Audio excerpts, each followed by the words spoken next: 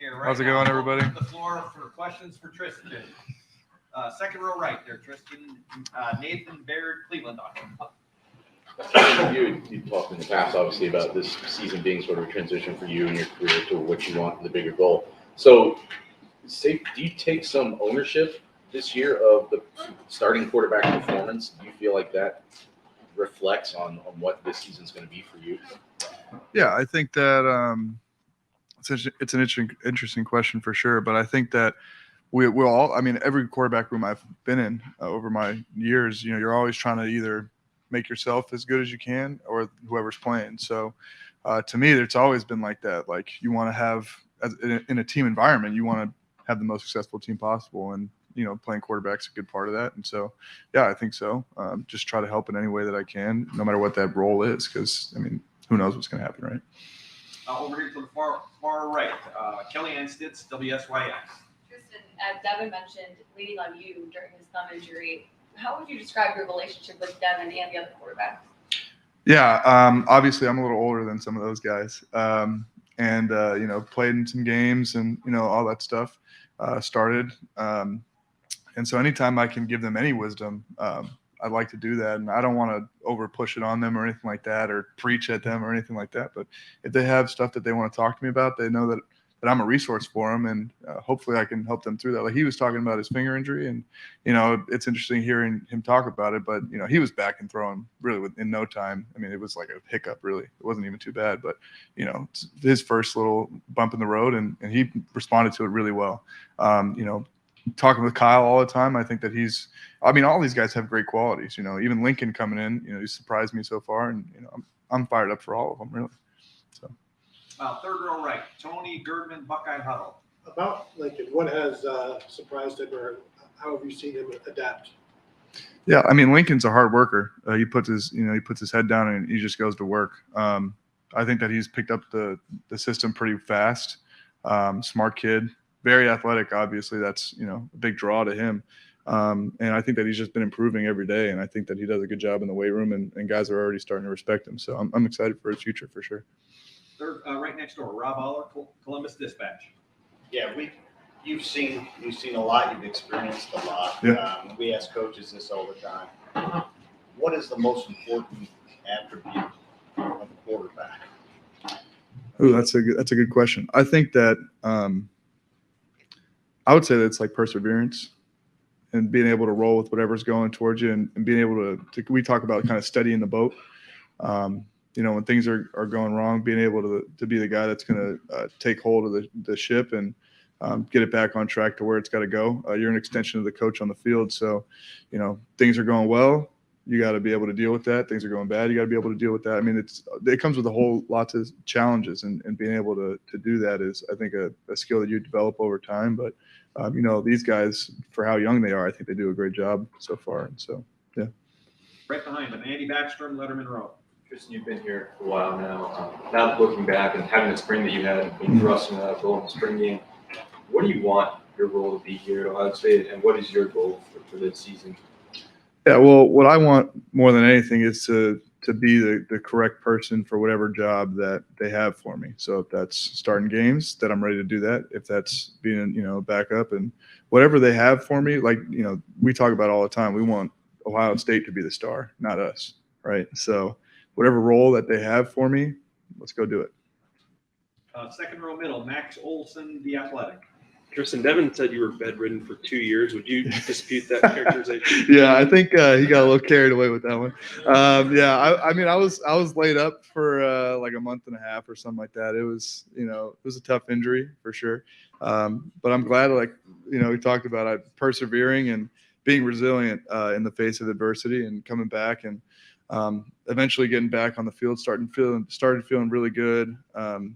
For the first time, probably late October of last year, and then started to see a little bit of time. And so I was proud of myself at that point that I got back on the field at all. And coming up and having an opportunity like this that you can't pass up, I'm super fired up for the future. When you think back to 2016 and committing to Mike Riley and the Calabrasca movement and all that, Calabrasca, and the journey you've been on since, yeah. how do you look back on just the way that the twists and turns of your college career? Yeah, I mean, I think that I learned a lot. I changed a lot and I grew a lot as a person. You know, I think that there's so many life lessons that I took along the way. But I think at the end of the day, like God's plan was, which, different than I thought it was going to be coming out of high school, but I wouldn't trade it for anything. We make plans and God laughs. And that's a saying my family says a lot. And I think that that's pretty true, being through it a couple times now. So. Right in front of him, Bill Rabinowitz, Columbus Dispatch. Tristan, I know you want to be a coach, so I'm going to ask you kind of a coach's question. Give me from a coach's perspective, your analysis, evaluation of Devin and Kyle.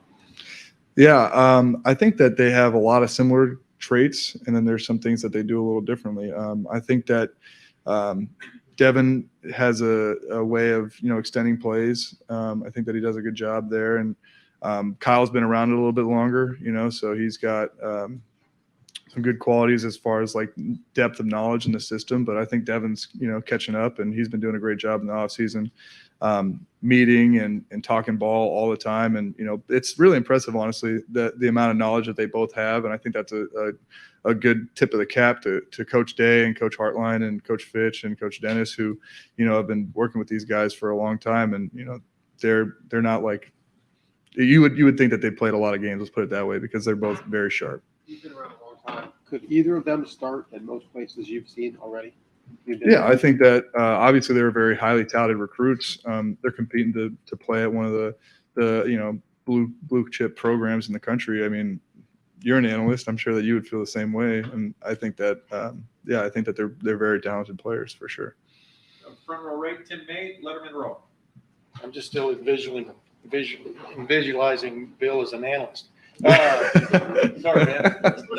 You remember meeting Devin, right? And when you were a counselor at a camp and stuff. It's stunning how much he has grown. I mean, what you remember your first impressions? Do you always have those in your head a little bit, right? It's kind of interesting because he was like, I mean, it's gonna embarrass me to say this, but like, he's one of the kids at the camp that I was working with.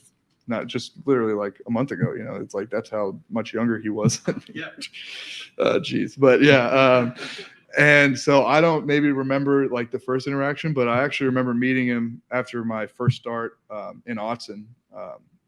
And he had just got offered by Wisconsin or something like that.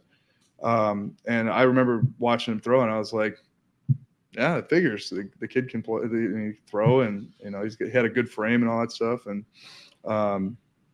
And so that I remembered, and I remembered he was a good kid, and so it doesn't surprise me that he's at a place like this, playing at the level he is. So, hey, real quick, could you summarize your odyssey from Calabasas to Lincoln to was it Corvallis? Yeah. To Columbus? I mean, what has been the most interesting stop, or you've got to be about as well-rounded a college student as there's ever been. But what's that been like? I mean, it's like you said, it's been a lot of stops, been a lot of stuff along the way, but I think that just learning and growing has been the thing that characterizes it more than anything else. The biggest lesson as a quarterback, for example, what have you learned that carries through all those spots? Yeah, I think that more than anything, quarterback is really a service position. I think that it's about serving your teammates, serving the program, and putting your teammates in the program before yourself. I think that's one of the biggest things that I learned. And, I think that philosophy is what led to me being a captain 3 times at Oregon State, even with my injury. And that's the thing I'm most proud of is that, guys were able to look at me even when I was going through some tough times, to be able to lean on it. So, yeah. Thanks. Right behind him, Ari Wasserman, The Athletic. You look at all the stops that you've been in, the quarterback rooms that you've been a part of, and then you come here and you kind of see Ryan Day in action. What is it about him and his coaching style, or is there anything that he does that has kind of made it make sense on how he's had 3 first-round picks? And like, does he put that in perspective for somebody who wants to, kind of follow that path too? Yeah, I've been fortunate. I got to be around Mike Riley when I was a young player, and he obviously had a boatload of experience and knowledge. And, that season didn't go so well for us. But and then playing for Jonathan Smith, he's obviously a bright young coach in college football as well, and does a lot of things really awesome. I think that Coach Day is super detail oriented.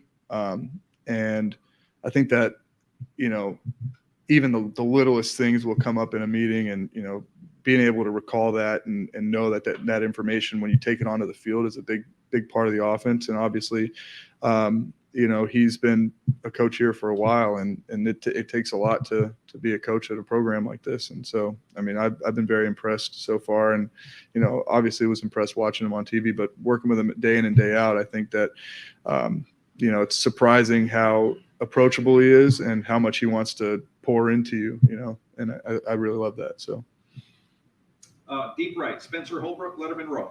I guess in that same vein, like once you're around for 6 years, do you feel like you kind of know just what everything there is to learn about playing quarterback, and then how much more extensive is your knowledge now?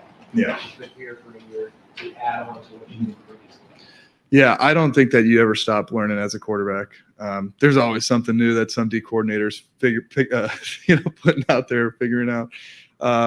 I think it's just a constant growth mindset. That's really what's important. What was the second part of the question again? Sorry. I just was kind of curious, I guess, about that and how after 6 years there might be a certain level of okay, but you learn more about mechanics and things as you get here. Yeah. You said Coach Dave's so detail oriented, I guess. Yeah. Do you feel like you're getting just so much smarter each day? Yeah, well, I mean, I've been, like I said earlier, I've been very blessed to be around a lot of really good coaches, and taking little bits and pieces from all of them. There's things in this offense that I really love. Things that I'm like, oh, I've never, seen that before or heard it taught that way, and I really, really like that. And so you kind of just cherry pick what you like, and there's a lot of things to like here. So. Time for a couple more. Over at far right, Clay Hall, WSYX.